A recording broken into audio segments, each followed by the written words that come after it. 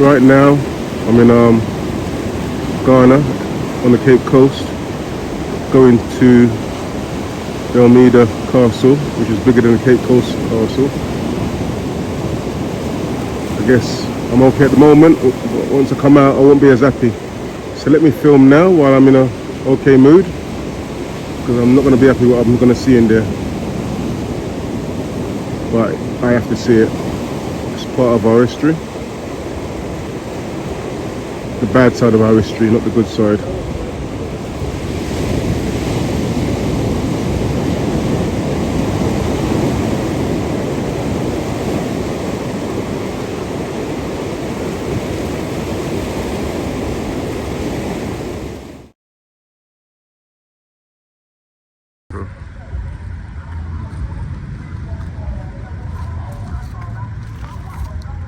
Okay.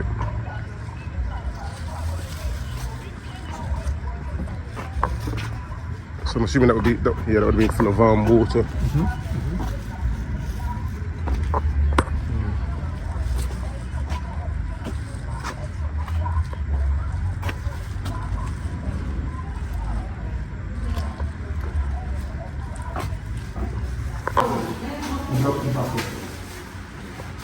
How much is it?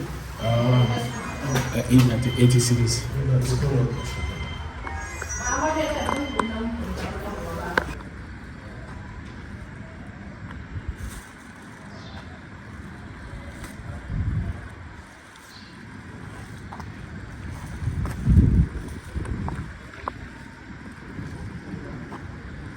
Mr. T, what's your name? I'm Kwamina. This is Kwamina. Kwamina, born on Saturday. Kwame. Oh, Kwame, yeah. Okay. Which day of the week were you born? Monday. Monday. I'm Kodjo. Origin from where? Jamaica. Oh, born in the UK. What I But know my parents from Jamaica. Are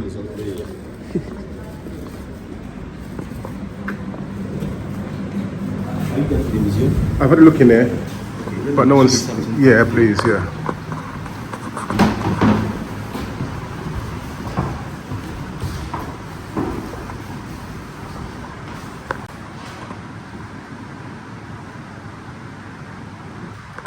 In Ghana, the biggest ethnic group is the Akan.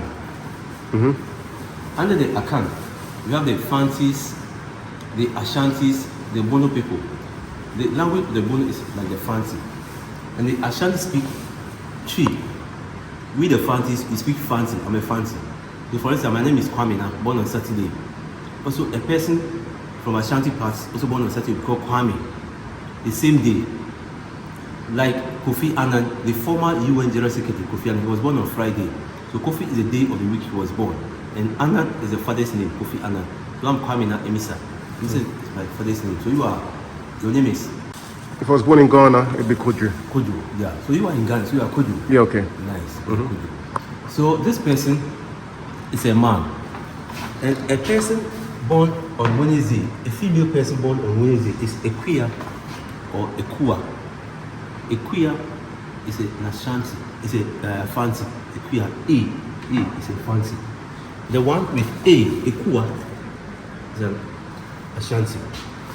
And the male aspect will be Kweku. Kweku, yeah. Okay, yeah. The fancy will say Abeku, the same day.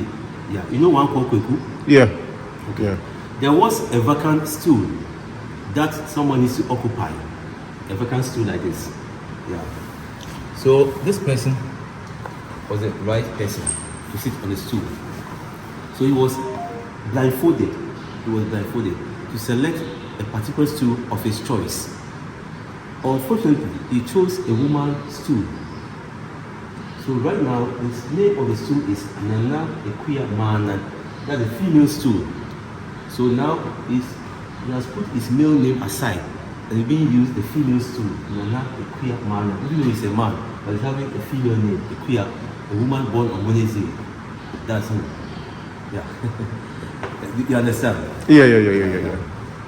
This is our matrilineal succession down to patrilineal. Yeah. Initially, it was mother's side, but it shifted Okay. to father's side. Yeah, okay. Yeah, the mother's side needs to inherit in our account lineage over here.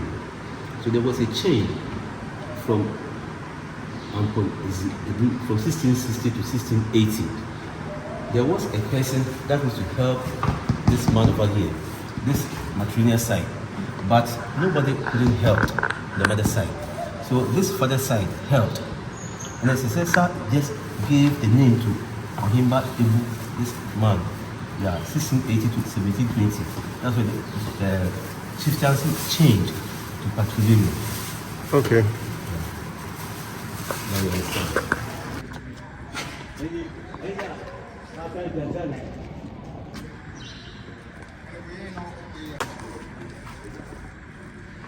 Yes, with me one.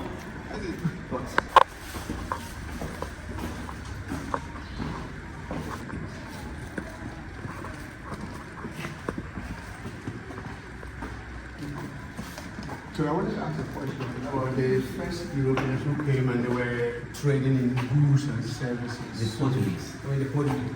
How did that change from goods to human beings? What happened? Yeah, at that time, the Portuguese had discovered a new world, and they were using the Native Americans, the Red Indians, going to work in their various mines, plantations, and cotton farms. But the story has it that because of the harsh climatic condition, they couldn't withstand. Yeah. There was this Catholic priest called Bartolome de las Casas. He suggested, why shouldn't we try the Africans? In 1510, some Africans were captured from Senegal to now Spain. The work that they did, it proved to the priest well. So it's all said from that side. Yeah. That came the chain of mind. But who knows that initial quickly chain could be a camouflage because they came into trade to goods. Then later quickly they changed to human trade. Maybe it be true that they had that mind already. Yeah. And two, they also capitalized on our domestic type of slavery on it. Yeah. In this room, about 130 women were kept here for 1 month, 2 months, or 3 months. These are the original iron bars for 300 years. They were getting rusted. We just replaced them with wooden bars. If these wooden bars were to be the original ones, the captives could have easily escaped. This wood here and the one on this side.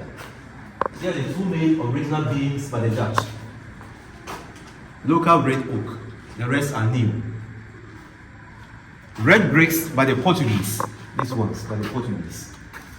Yellow bricks by the Dutch from Holland.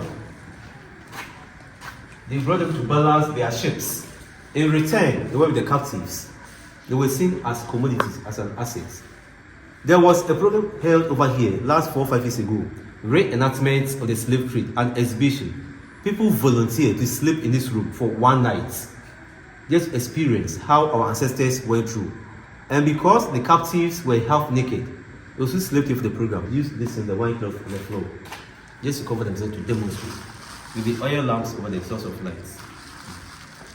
It was an emotional experience. We just spent the night over here. So this light wouldn't have been coming in. Over here, 130, but it was closed. 400 still there. Yes, 400 were spread out. Looking at the size of the wall, the thickness of the wall, none of the captives escaped over here, none of them. Once you come in, that's the end. Either you survive or you die. 3 out of 10 survived in this castle. Children were not counted as a person. They were just added to an adult and sold as one person. But the records over here, we are talking of 1,000 captives in every 3 months. In 1 year, about 4,000 captives. The trade lasted for almost 400 years.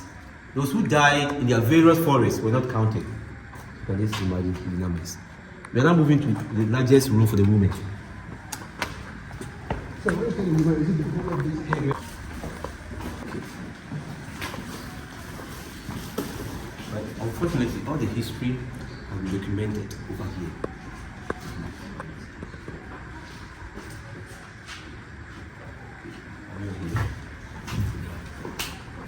Once again, you are welcome to the castle. And by the way, my name is Kwame now, Elmina. Before we start the tour, I'll just give you the background history of this castle. And as we are moving, if you have any question, you draw my attention. One peculiarity about the Africans that make us unique is our proverbs. So please let me please you a bit. It goes, until the lion has his history, the hunter will always be a hero. Please, what does it mean? Until the hunter has his what? Until the lion has his history, the hunter will always be a hero. Does that mean like because we don't know our history very well, never really been through? Tells the story, is saying what the person wants. So we remember the hero. Of course, yes. You will say something? History written by the wind. Of course, you're all right. And it also implies that history is to be told from the victim side. Most of the books that you read, the version of the Europeans, we need to write and tell our own story. And history defines who you are, just your identity. So, Akwaba. What was the response? Akwaba means, I know it's welcome. yeah, welcome. Medasi. Thank you. We call this place St. George's Castle or Elmina Castle. Why St. George? Why Elmina? St. George was a patron among the Portuguese team. The castle was built and named after him. And because we are in Elmina, that's why you hear of Elmina Castle, Elmina Castle. Elmina is not the name of this town. The frequent supply of gold the Portuguese were getting from here, they call this place the gold mines. Elmina, Elmina. And the Portuguese also call this place Aldeia. In their language, it means village. In Arabic, it means harbor or port. The word has been corrupted or changed to Edina. Aldeia to Edina. That's become the name of this town. But the original name over here is Ano Mansa. In Swa Enma Onsa, inexhaustible water, or Kwamankwaku. He was the founder of this town. In 1471, that was the first time the Portuguese arrived over here. When they came, they met the then king called Nana Kwamina Ansa. Based upon agreements, he released this portion of land. The castle was built in 1482. The main concept over here wasn't meant for slavery, it was all the rooms on the ground floor, which are storerooms or the warehouses for their gold, ivory, spices, and so on. In 1500, the Portuguese changed the idea from goods to human trade. Therefore, the warehouses were being converted to dungeons, where captives or enslaved Africans were kept. This castle is talking about 1,000 captives at a time, about 600 men and about 400 women. At times, the number could be more. 1637, the Dutch took over the castle with the support from the locals. Later, the English came in 1872. As of now, the castle is 542 years. Yeah, 542. This is the biggest and the oldest castle in the whole of West Africa in terms of transatlantic slave trade. In this castle, it was only the Portuguese and the Dutch. They were here for the slavery activities. The English used Cape Coast Castle. In 1872, when the English occupied the castle, the place was used as a sub-administrative center. During the Second World War, 1939-45, the English brought people from all English-speaking West African countries to be trained here. They were taken to Burma and India as the Royal West African Frontier Force. 3 years later, the place was used as a police training school. Then they transferred them to Windy Bay, now called Winneba. Windy Bay. The Cape Coast, the right word is Kabokoso, island of course. Now transferred to Cape Coast. Yeah. Please, before we move on, how were the Europeans also acquiring the captives? How are they getting the captives? Anyone? Through the chiefs? Yeah. Chiefs of the village, maybe? Okay. Well, chiefs, okay. Well, they will pay people so that they can capture them for them. Yeah. And before the Europeans came, the Africans will have their own system of slavery. That was domestic type of slavery, or the indentured servants, like a free man, a person that has the opportunity to own property, marry and give birth. Unlike the chattel slave by the Europeans, was different aspects altogether. So captives of wars were given out as slaves. Criminals, thieves, debtors were sold out as slaves. Some towns and villages were raided by Europeans. Some chiefs, as I said, collaborated to exchange some of their servants for European goods, liquor, mirror, brass, etc., barter trade or selling trade. The question here is, let's ask ourselves, has it really stopped as of now? Has the slavery stopped? But I think there are different types of slavery, as you said. The transatlantic slavery is different from the earlier versions which exist in most countries. Yes. You just enslave others and use them for domestic and other purposes. Yeah. Whereas the other one was totally, I think, brutal and different levels. So I think we need to distinguish between the type of slavery. Yeah, we have the trans-Saharan slave trade through the deserts. But the brutalities of the transatlantic slave trade, that we always make reference to them because of the death rates in the Atlantic Ocean. Yeah. So it was triangular routes from the Africa, Europe, and the New World. So it was triangular, transatlantic slave trade.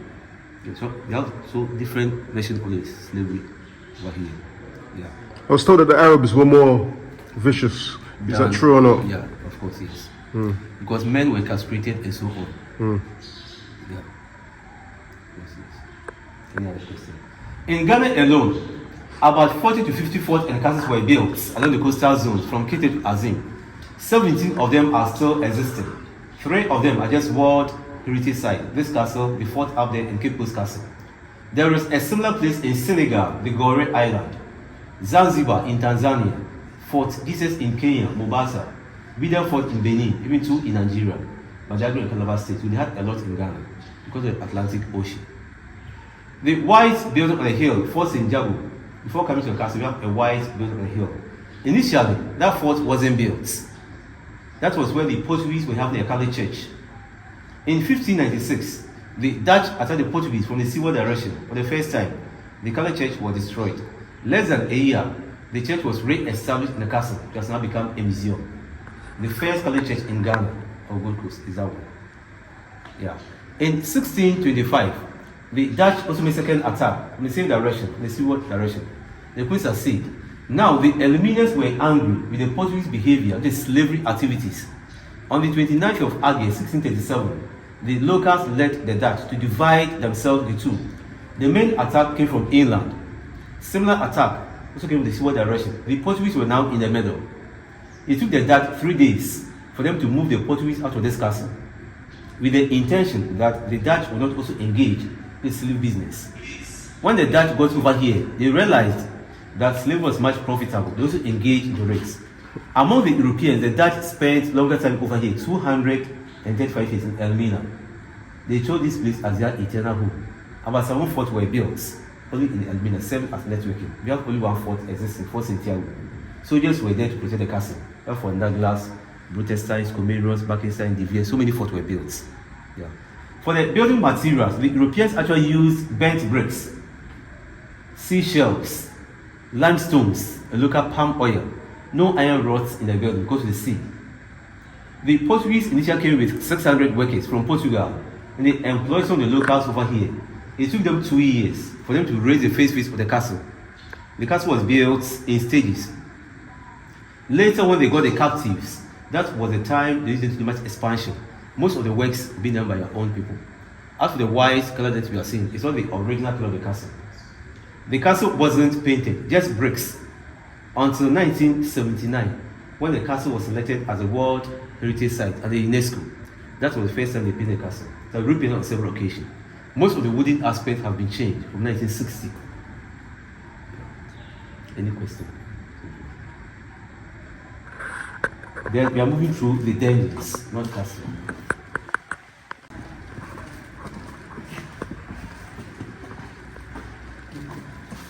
So I wanted to ask a question about the first Europeans who came and they were trading in goods and services. The Portuguese. The Portuguese. How did that change from goods to human beings? What happened? Yeah, at that time, the Portuguese had discovered the New World. And they were using the Native Americans, the Red Indians, for them to work in their various mines, plantations, and cotton farms. But the story has it that because of the harsh climatic condition, they couldn't withstand. Yeah. There was this Catholic priest called Bartolome de las Casas. He suggested, why shouldn't we try the Africans? In 1510, some Africans were captured from Senegambia to now Spain. The work that they did, it proved to the priest well. So it's all said from that side. Yeah. That came the change of mind. But who knows that that initial quickly change could be a camouflage.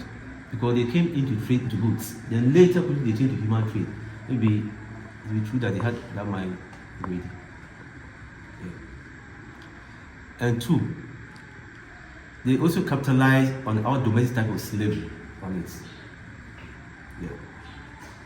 In this room, about 130 women were kept here for 1 month, 2 months, or 3 months. These are the original iron bars for 300 years. They were getting rusted. We just replaced them with wooden bars. If these wooden bars were to be the original ones, the captives could have easily escaped. This wood here and the one on this side. They are the two main original beams by the Dutch. Local red oak, the rest are neem. Red bricks by the Portuguese, these ones by the Portuguese. Yellow bricks by the Dutch from Holland. They brought them to balance their ships. In return, they were with the captives. They were seen as commodities, as an asset. There was a program held over here last 4 or 5 years ago, reenactment of the slave trade, an exhibition. People volunteered to sleep in this room for 1 night. Just experience how our ancestors went through. And because the captives were half naked, those who slept here for the program used this in the white cloth on the floor, just to cover themselves to demonstrate, with the oil lamps over the source of light. It was an emotional experience. We just spent the night over here. So this light wouldn't have been coming in? Over here, 130, but it was closed. 400 spread out. Yes, 400 were spread out. Looking at the size of the wall, the thickness of the wall, none of the captives escaped over here, none of them. Once you come in at the end, it is survive or you die. 3 out of 10 survived in this castle. Children were not counted as a person. They were just added to an adult and sold as one person. But the records over here, we are talking of 1,000 captives in every 3 months. In 1 year, about 4,000 captives. The trade lasted for almost 400 years. Those who died in their various forests were not counted. You can just imagine the numbers. We are now moving to the largest room for the women. So what is it the whole of this area?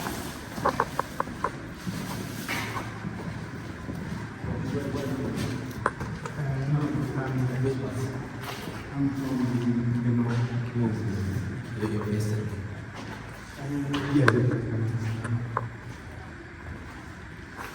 We are now in the largest dungeon for the female captives. About 150 women were kept over here for 1, 2, or 3 months. They are staying in their various rooms, depends on the arrival of the ships, how often the ships will come. Buckets were placed at various corners for them to ease themselves. Not all the captives were from Ghana. It got to a point that some of the captives were weak. They could not even walk from the middle of the dungeon where the buckets were placed. They have to do everything on the floor. Feces, urine, vomiting, blood, they slept in it. There were no mats for them. That's the original floor they slept on. All the big entrances were closed with metal gates. The air from the small doors was not enough for those at the back. That was the other source of ventilation, which was even connected to a magazine. They were keeping their guns, gunpowder, chemicals in that room. If there is a leakage over there, the saints will just move straight here, polluted the air, and kill them. For the dead ones, they were tied to stones. They would throw them to the sea. All the flowers at the back are the visitors from miracles. Of course, there is a stench over here. We could have used chemicals to clean this place, but don't forget this history. You have to maintain the origins of this place. Yeah, these are the couple of the 1, those.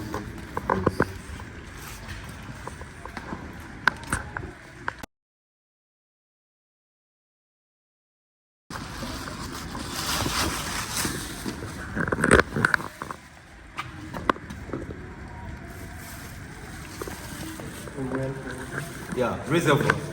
It covers the whole place over here, all around, very deep. Whenever it's rain, water passes through the pipes at the back and gets inside by the Portuguese. When the Dutch came, they had their own reservoir because they were afraid. They thought it had been poisoned. We've done a research, it has not been poisoned. But now it's not safe. In this castle, the Europeans never came along with their families. The coastline of West Africa were termed as a white man's grave. Only men were here. Some of the officers were sexually abusing the women here. The governor would stand at the top, that's the balcony. He would then order the soldiers to open the doors for the women to be assembled here, only few ones. He would look through the obey his choice. The one the governor selected might have been the dead for several months without washing down. We have a place on the way to Kumasi, Asin Manso. The captive from northern part of Ghana, from Selega, Kumasi, Asin Manso, that's where they take their first or last bath before they were brought over here. When the governor selects someone, you have to get water from this well. She wash down in the middle of the courtyard before she be to pass through that side to the governor's bedroom. We go there. When the ships had arrived, some of the women were likely seen to be pregnant. They were separated. Houses were built in the town for the pregnant ones. After some time, the children were brought back to the castle to be educated as the new officers, and that was the beginning of the formal education over here from 1529. Their mothers, we call them lucky ones. Why? They remain here as cooks, not as captives anymore. In 1637, some of the Dutch officers moved to the town. They customarily married the women over there and they had children with them. Along the coastal areas, you got so many European names over here. Van Dyke, Van der Poel, De Heer, Viella, Duncan, so many names. De Graaf Johnson? Yeah, De Graaf and so on. You want to see that, Smith. Yeah. So, the mothers, because they were lucky ones, they had some privilege. They were not taken out as captives anymore. It brought about the disunity among the Africans and the Africans themselves. As a result of the color differences, people were looking down upon the fellow Africans. Indirectly, the Europeans created divide, conquer, and rule. And it's still going on. We have this metal board here, hanging board.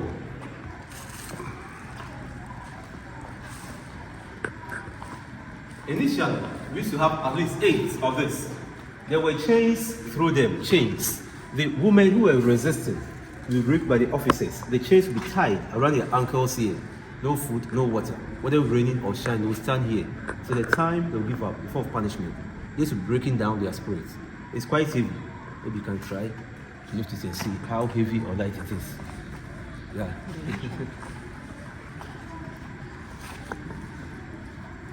Oh, that was heavy. Oh my gosh, I Yeah. can't lift it. It's quite heavy. So you can't move away with 8 of this, one person's leg. Right above the females' dungeon, we have a church up there. That's a Dutch Reformed church. So once they were up praying, the captives were dancers. Okay, please.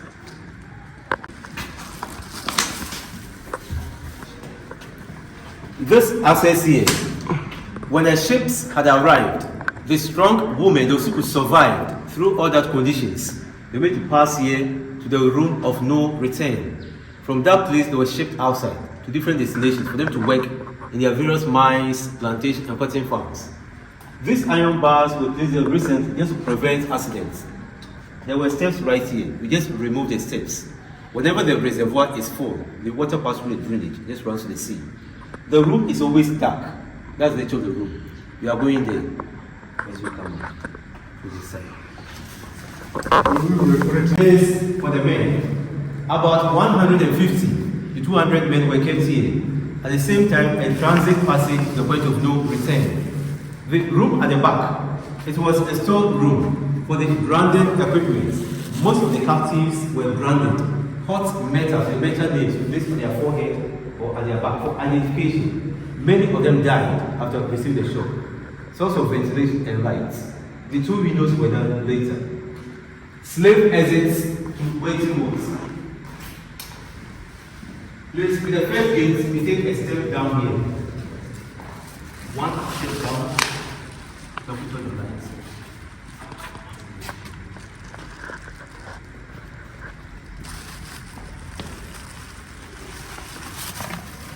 A step down. Okay, we are.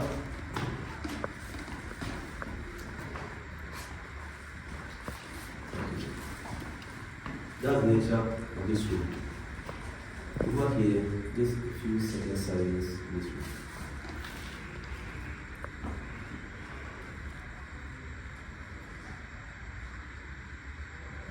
May the souls of all departed ones rest in peace. We believe that in a place where so many souls have been lost, the spirits of our ancestors are still here. Sometimes the room is very heavy. Families were separated, and this place will be the first time they're likely they will see themselves, if not one of the persons is dead. The women people will talk remain from that side. With the second gate, please, you bend very low.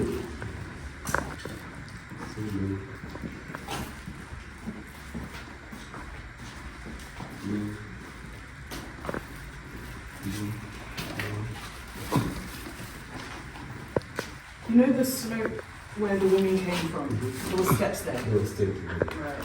There was still a lot of accidents, I can imagine. It's so steep. We are now in the room of no return. That's the gate of no return. It is no more. At the time of gold and the ivory, the gate was very wide, very big. When they changed the idea to human trade, they narrowed the gates to restrict movements. About 5 or 10 people were chained to each other. They were moving on the sideways like this. The sea water was closer by them, now it has receded. And the ships will be at the shore before they bring small boats to convey the captives into. Looking at the small size of the gates, stayed in their various rooms for 1 month, 2 or 3 months, they will just lose weight. They can easily pass through. Even though the records were fed once or twice a day, some refused to eat. And this will commit suicide. All these flowers at the back by our brothers and sisters from the diaspora, in the memory of those who died over here. You see their souls rest in peace. People normally trees are ancestral roots to this place. Yeah.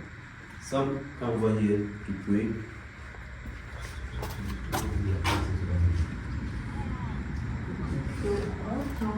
just thinking that in the rest of the were there times that the rules officer said, no, we can't allow just this small castle to be doing this when the rest is being surrounded.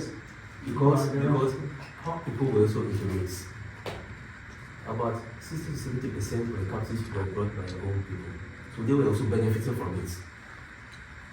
And even if they were resistant and so on, the Europeans were having powerful weapons to control them.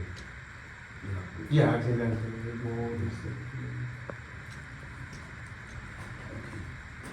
Writings over here. It's an old Dutch.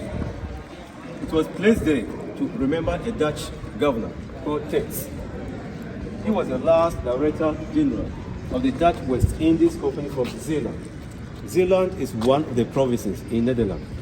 The governor presided over from the north, same year, 12 March, the age of 41. Less than 3 months he spent over here. He might have died through malaria or yellow fever. He was buried right in this place. There was a pastor called A. Andresi. He came from Viera. Viera is a son in Zeeland. He wrote all these things in form of tributes. All that he was saying was that the governor was a good man and a God-fearing. Good man and a God-fearing in the time of slavery. So how good he was, I think all the pastors could explain that. It was seen as a normal business. They are moving through the cells.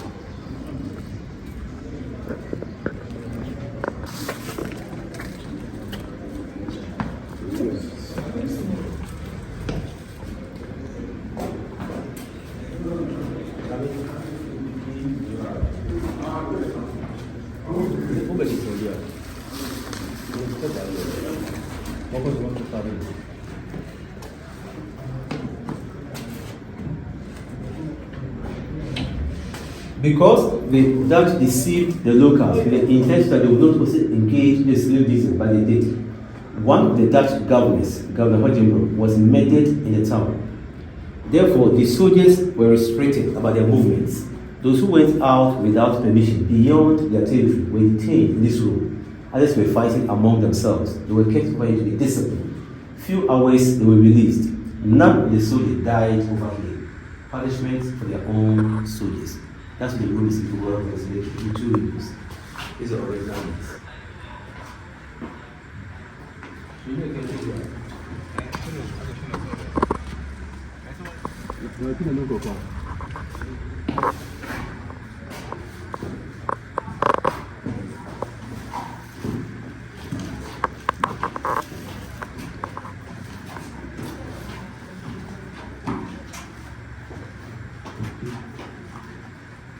see the difference?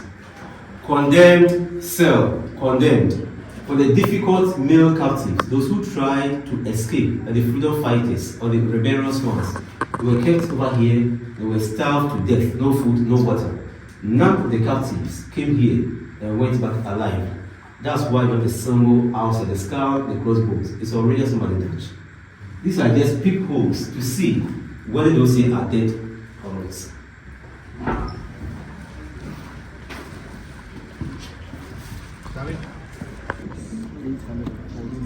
You can get a copy as a souvenir to educate our people in diverse ways.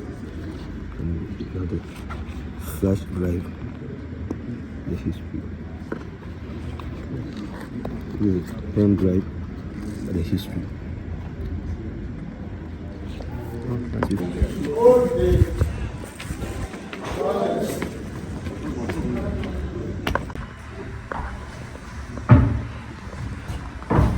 The one the governor has selected, the chosen one, will come up from here to the governor's bedroom. So this is the governor's bedroom. Yeah, this is behind the steps. Yeah. The wooden steps have been changed, but the format is the same. We are going to the governor's room.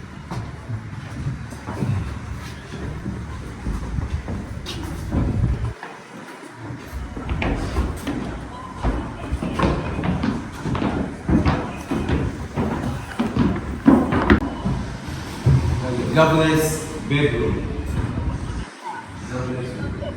With 2 living rooms, only for one person. 2 living rooms. So is it the governor of the council of the whole country? Okay, like an ambassador representing the province of the home country. Yeah, so just a rep of his home country. No, not just the home country. What I mean was like the governor of the whole of Ghana. Meanwhile, you have the British governor of Cape Coast Castle. Oh, so he never came here. He came in at the time slavery has been abolished in 1872. They swapped, that swapped with the English. They went for land in Sumatra, Indonesia, and the English occupied this place. So at one point, the British were occupying this place and sent the Cape Coast Castle. So there was one governor in charge of this castle, the Cape Coast Castle. Yeah. But we don't have one governor for the whole country. There were a series of governors. Yes. But later, when the Dutch left, the British were the only European state to stay over here. That's why Ghana was being colonized by the British. But they were the only European state to have one governor at the time the British were here and the Dutch had left. Living rooms for the governor.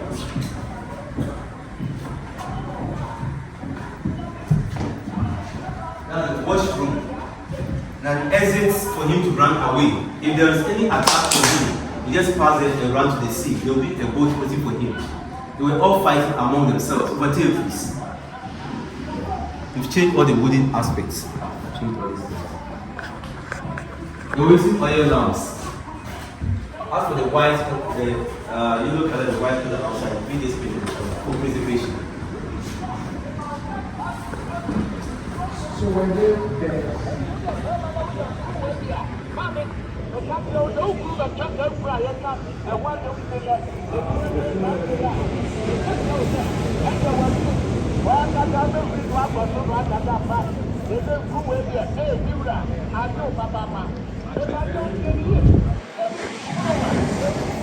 There are 2 watchtowers at the top. In 1896, the famous Ashanti kings, Nana Prempeh I, was captured from Kumasi, held at the left side for 4 years. From here to Freetown for 1 year, Sierra Leone for 1 year, before the Seychelles Island for 23 years. In total, he spent 28 years in prison. He came back to Ghana in 1924. He was preventing the British rule over the Ashantis. That's where the king was captured, Nana Prempeh I. There was this golden stool of the Ashantis. History believed that the golden stool unites all the spirit of the Ashantis. There was a time the English came, they wanted the golden stool. They had a duplicate one. They came out for the original one. There was a fight between the Ashantis and the British, led by Ya Asantewaa, the Queen Mother. She was also captured. First one she won. Second one she was captured as a hostage, held over there. Less than a year, she was sent to Seychelles Island. That's where the English had their headquarters. She died over there. Recently, in 2000, her remains was brought back. And she was reburied at her hometown in Kumasi. That's Ejiso Mesiaso. So prepare for the first room and the second room over there. So are those areas similar to some of the cells here, or? Just nice rooms for them because they were like house arrest. Right. Yes, house arrest. Thank you very much. From here, see, there is another castle, Cape Coast Castle, the last building. So while the British were there, the Dutch were here fighting among themselves. Soldiers were all around the place. So Cape Coast and Elmina Castle. You can see because of the film. With the exception of those two rooms over there, the condemned cell and the other cell, about 600 men were kept in the various rooms on the ground floor. On top, there are the rooms for the pastors, the soldiers, and the merchants, all around. Other level for the deputy governor, and the last one, the governor himself. Ranks, hierarchy was arranged. As for the slanting wall, we have under one to support the walls of the castle to make it strong. The iron bars on top, the policemen using iron bars to train up and down to exercise their muscles. That was 1948. Right over there, it was a church for the Portuguese. They were Catholics. The first Catholic church in Ghana, or Gold Coast, now in the zone. Governor's kitchen.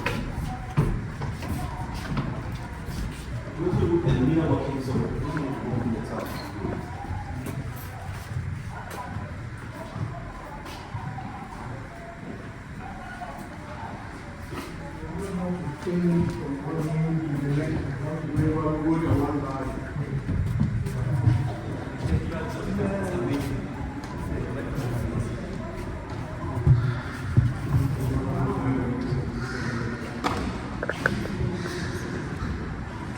Dutch Reformed Church. Beneath are the female slaves there. That's the quotation they left from the Bible. Psalm 132, verse 14. Zion is the Lord's resting place. Here was a place of holiness. The Lord lives in Dutch church. That's a mockery. I think they were just making a mockery. So, 1 minute.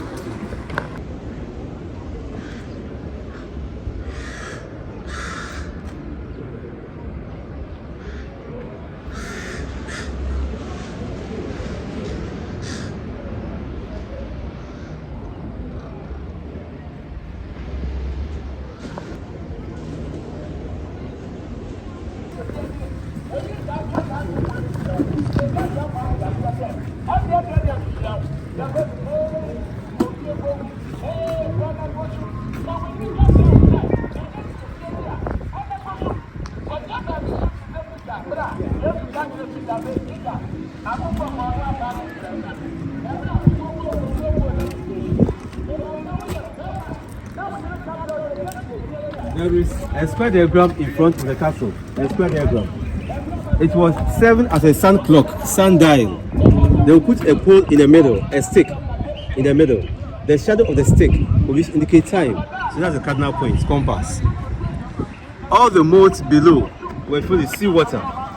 The bridge over there, initially it can be lifted. If there is any attack, they will just lift the bridge to prevent easy access to the castle. They'll just raise the bridge. That's the only way to this place. For security reasons. And these were the original guns and the cannons brought by the Portuguese for fighting. The Dutch because the Dutch defeated the Portuguese from inland. When they came, they changed the direction of the guns to face the town. With a similar attack, they can easily fire. That's why those guns are pointing to the town. The white building on the hill, Fort Santiago, or Kuras Fort. Only soldiers were there to protect the castle, built by the Dutch in 1665. In the town, the Europeans had some buildings for the pregnant women. The stone house right there, the brown one. Just this one. Yes, one of the buildings for the pregnant women. We have so many buildings of such nature, which are modified to guest house. Catholics now school, aside from that place. Our Lady of Apostles.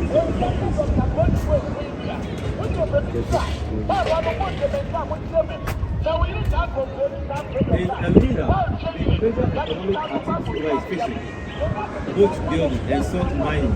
They do fishing throughout the week, except Tuesdays. Wrestling for the fishermen over here. It has become a taboo to bring fish to the port on Tuesdays morning. That's why the fish market is quiet. The port's over there. It's empty.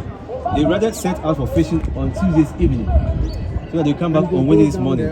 Very deep. Very deep. over there, the level of the forts. I've done several times. We have the new Elmina fishing harbor, fishing ports. Yeah, fishing port. The whole place used to be water. Then you build the land. The name of the lagoon is the Benya Lagoon. That's a lagoon. It joins the sea and it flows backwards to the South Pit, to Kakum National Park. Okay. Thank you. These are all extensions by the Dutch. The rooms are as dormitories. From here, we are going down.